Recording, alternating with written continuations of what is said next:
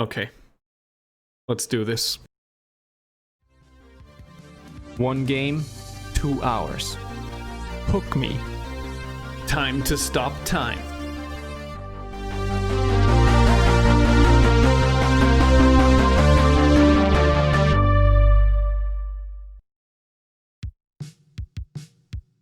Well, well, well. So we meet again. I know what you're thinking. Oh, there he goes once more. I bet he's getting hooked again. This guy gets hooked on everything. Thank God nobody's giving him free drug samples.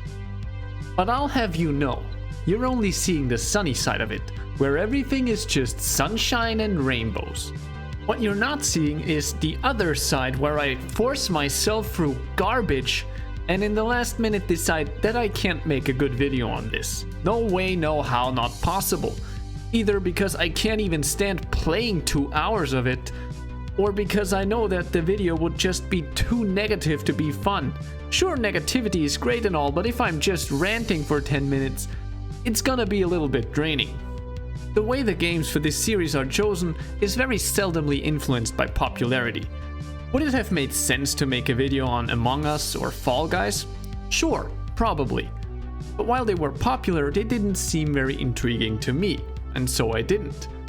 By choosing games not so much based on popularity, but rather whether they seem intriguing to me or not, what I tend to find is that I end up making what I consider to be better quality content, even if it gets less views. And of course, because you end up finding some hidden gems. It's like picking up a dirty rock only to find out that it was a brilliant diamond all along. But sometimes a dirty rock is, well, just that, a dirty rock. And so, if I don't decide to scrap this whole thing halfway through, let's take a look at Time to Stop Time.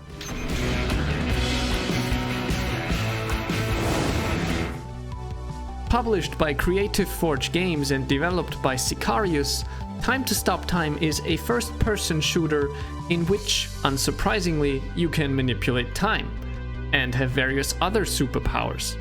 Sounds amazing, right? Yeah, that's how they got me too. To cut this video short, TTST has a lot of great ideas but is unpolished and poorly executed. What do I mean by that?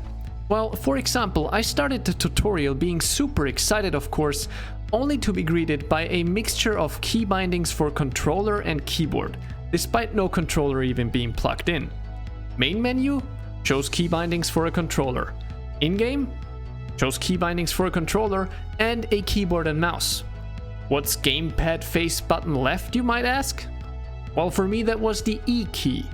And this sort of sloppiness dragged on throughout my entire playtime. Problems with textures or texture clipping, wonky collision detection, unresponsive controls, and the list goes on and on and on. And yeah, the options menu has a potato mode for pleb PCs, funny memes, hahaha, but that's just not good enough. Anyways, I finished the tutorial already being a little annoyed by the key bindings being shown to me, only to get a load of the game's voice acting. What did you do out there? There was this crazy old man who knew my name and claimed that he met me earlier in the Middle Ages, and he said some strange things about a weapon and a dark forest. So what else is going on? And the voice acting is trash, right? But not over the top trash where it's funny, but more on that exact line where you're thinking, wait, this is bad on purpose, right? I couldn't tell if this was a brilliant voice actor doing bad voice acting on purpose, or if they just got Tom from accounting to do some voice lines for them. And while we're at it, let's just get this story out of the way. In the future, a big bad virus has eradicated almost all of humanity, but thanks to time travel, everything can be undone. And it's basically just a bunch of nonsensical excuses to send you to various historically significant points in time and locations. Which, you know, that's fine. I don't mind having a nonsensical story if it allows for fun gameplay. Not to mention that it would probably be pretty hard to come up with a good story that allows you to go to the Middle Ages, the Second World War, JFK's assassination, and who knows where else. But enough of all that, let's get to the actual gameplay. Time to Stop Time is split up into separate levels, making it harder to immerse yourself or really get into the flow. Before starting a level, you have a certain amount of points that you can spend on various items, such as grenades, a different starting weapon, additional time, and so on. Once you've chosen your loadout, the mission starts and time stops. At that point, enemies will usually have already opened fire, and that's when you get to have your fun. You can flick bullets back at them, pick them up and throw them around, gather them up in a circle around a live grenade, all sorts of things. Sounds fun, right? You set up some intricate chain reactions and the time stop and watch it all unfold. Only that's not really how it works. You see, when I set time stops, it doesn't really stop. It just moves very slowly. You have the ability to stop time completely, but it drains too much energy to be used throughout the entire level. So what ends up happening is whenever you line up your throwing knives or your bullet shots, they'll hit the first few enemies while you're still doing your thing. And if you advance time again and one enemy is still standing or one civilian hasn't been saved, the mission's failed. And there is just no reason to take that risk when you can just kill all the enemies while time is still advancing slowly. So I soon figured out that the optimal way to do things isn't to have fun and throw enemies around and set up chain reactions, but rather to kill one enemy after the next, put civilians in a place where they probably won't die, and then just advance time again. Because if you're just throwing an enemy around for fun, you might advance time and find out that he's still alive. Well, sucks for you.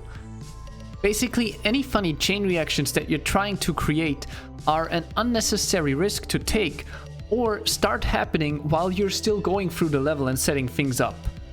So yeah, you can potentially set up some funny things, but you'll soon find out that something didn't quite go as planned and now you have to redo the entire level. So what I very soon ended up doing is go up to an enemy, take his weapon, shoot him in the head, and move to the next.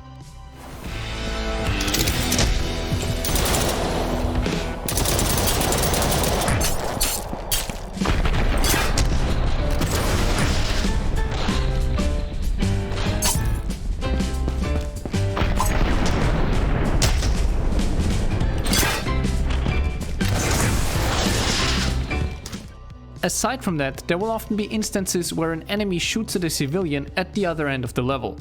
So you deal with the first opponents and set things up, only to find out that a civilian has already been killed, and you did all of that for nothing. What does that mean? Well, you have to restart the level, stop time completely, rush up to that one civilian, save him, and then you can go about the level normally again. And I'm not complaining about that mechanic itself, but rather that the game does not give you any indication that a civilian has already been killed or where that is happening. It ends up being trial and error. Your best bet is to just fail a level immediately and do some reconnaissance using the after-game camera. Maybe you're now thinking, I don't care what he says, I'm gonna do funny time manipulation and it's gonna be great.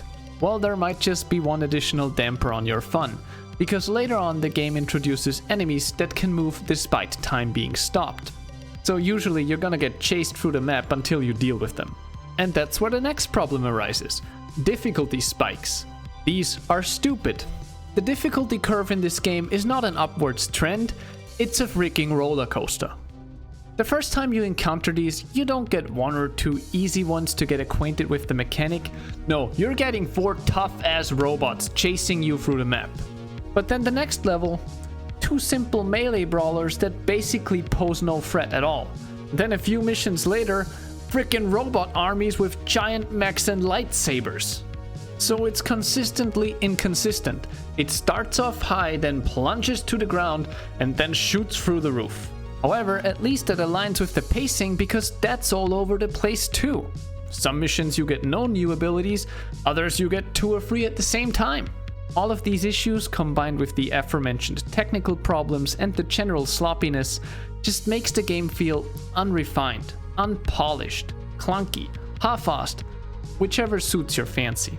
It just feels lacking, which is a shame because it has some great ideas.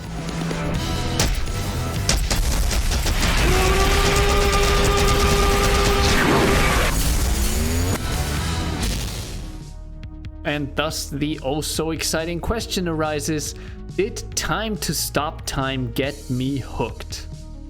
Well, no, of course not. I'm never touching this thing again. Cool ideas alone just don't cut it. At this point, in my opinion, it still has too many flaws. A bad difficulty curve, pacing, voice acting, story, and general execution. It's just too many things holding it back. Time to Stop Time is currently available for €12.49 if you're in Europe, or $14.99 if you're in the US. So I didn't like it, but would I recommend it? Well, sure, if you're a masochist. All joking aside, you can get some fun out of it. I've played worse. And if you think it looks interesting, maybe you want to give it a try or pick it up on a sale. But honestly, if you're looking for something with time stop mechanics, for just a few dollars more, you could get SUPERHOT, which is an excellent game. So on a sale, maybe, just don't expect too much. And that marks the end of this rather bleak episode. Please remember to leave a like or dislike depending on how you felt about it.